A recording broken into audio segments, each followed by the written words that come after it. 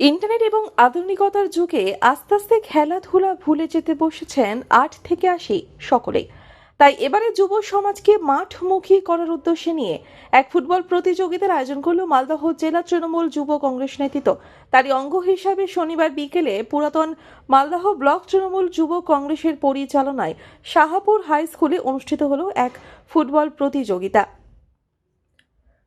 মোট ১৬টি দল অংশ নিয়েছে খেলায়। আজ খেলার উদ্বোধনী অনুষ্ঠানে উপস্থিত ছিলেন জেলার যুব সভাপতি বিশ্বজিৎ মণ্ডল, পুরাতন মালদহ পৌরসভা chairman Kartik Ghosh, vice chairman Shafiqul Islam, পুরাতন মালদহ ব্লক তৃণমূল যুব কংগ্রেসের কনভেনার কমল ঘোষ, যুবনেতা জনসন কিস্কু সহ অন্যান্যরা।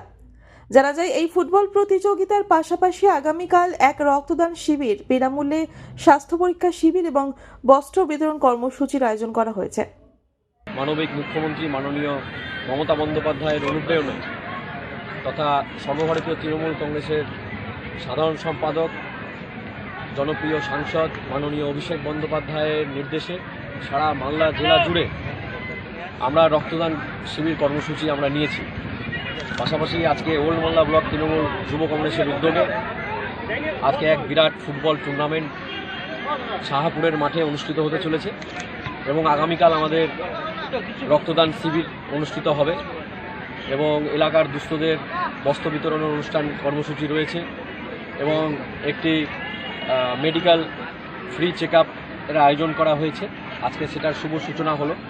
মালদা জেলা তৃণমূল যুব কংগ্রেস বিভিন্ন রকম সামাজিক কাজের মধ্য দিয়ে মালদা জেলার নতুন প্রজন্ম, তরুণ প্রজন্ম পাশে পৌঁছানোর জন্য বিভিন্ন রকম রাজনীতির বাইরেও বিভিন্ন রকম সামাজিক কর্মের মাধ্যম দিয়ে বিভিন্ন রকম খেলাধুলা, বিভিন্ন রকম সামাজিক কাজের মধ্য দিয়ে তাদের কাছে পৌঁছানোর এবং সার্বিকভাবে মালদা জেলার মানুষের পাশে দাঁড়ানোর একটা চেষ্টা মালদা জেলা তৃণমূল যুব কংগ্রেস চালাচ্ছে। তারই আজকে আমরা এখানে একটা বিশাল বড় একটা নকআউট টুর্নামেন্ট ফুটবল এবং ওল্ড মালদা, যেটা জানা যায় ওল্ড মালদা।